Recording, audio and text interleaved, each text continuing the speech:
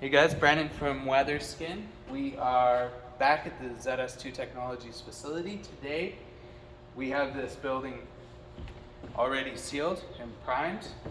So now we are applying the vapor air barrier. What Corbin's doing here is he's treating the seams with the WSM2 product. So he's rolling the product over top the seams, and then he will lay a piece of fabric into that seam. The fabric looks like this. It's a fiberglass woven fabric. On the corners, we use a fabric. It is a high tensile strength fabric. And we've got an example right here. Okay, and that will go on the corners of the building. We also use a thicker piece to go around windows and door frames, and I'll explain that a little further in a minute. So before these flashings are even on, we're doing all of our verticals, so that these vertical seams are covered even behind our flashings. Once these are on, we'll install the flashings a little bit later. You'll have a reverse drip edge at the top and a drip edge at the bottom. And our work area where we're doing the stucco application will be in the middle.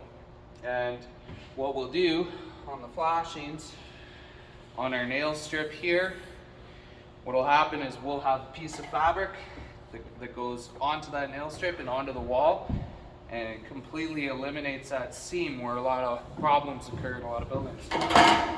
More on that in a minute.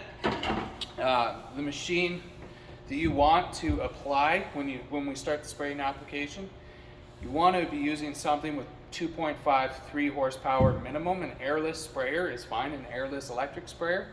If you're doing tons of square footage, a gas-powered sprayer you can use as well. You don't need a fancy plural gun, anything like that. Favorite tip of choice for this product, the WSM2, is 519 to 521, somewhere in that range. And you go on at 26 wet mils thick. So this is the same product that we use for waterproofing below grade.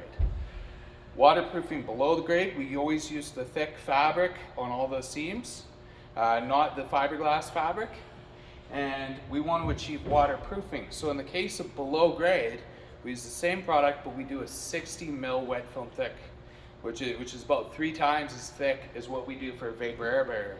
Up here on these walls that are above grade, you still want that building to be able to breathe, have some air passage, moisture passage, so you only do the 26 wet film thick coat.